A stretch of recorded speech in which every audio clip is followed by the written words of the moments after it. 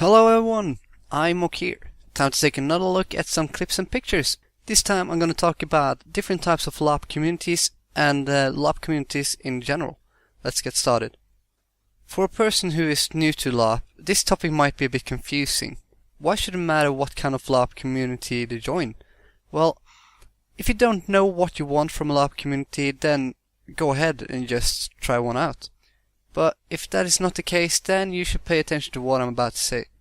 The most basic concepts about this topic is basically the genre or time of age the group prefers to keep their LARPs within. Some groups prefer steampunk style, while a different group likes medieval LARPs.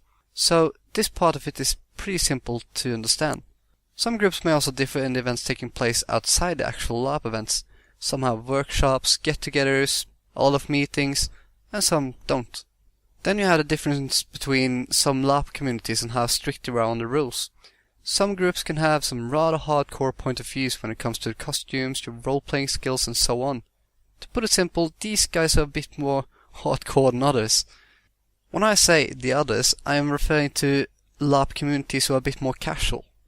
The main difference here is that they are usually a bit more relaxed when it comes to the rules. This doesn't mean that they don't have rules, but the rules are tailored so that most people can join in on the fun without much hassle.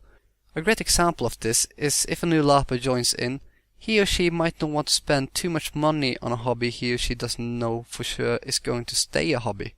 So the community tries their best to find a costume or aid the newcomer in ways of creating a chic costume.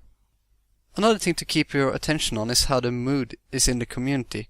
A simple rule is that if you feel LARPing is now a duty instead of a fun hobby with your friends, then you should try to solve this with the leader of your community.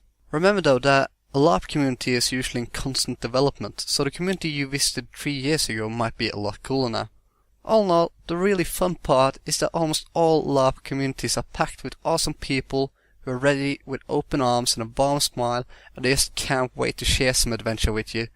I have a couple of times mentioned that I am part of a LARP community, so from now on I will put a link in the description, and you can also find a link on my channel. This is a Norwegian LARP group though, so most of the stuff there is in Norwegian. I hope you enjoyed watching. If you did, leave a like. If you want more, subscribe. I'm Ocir. Take care.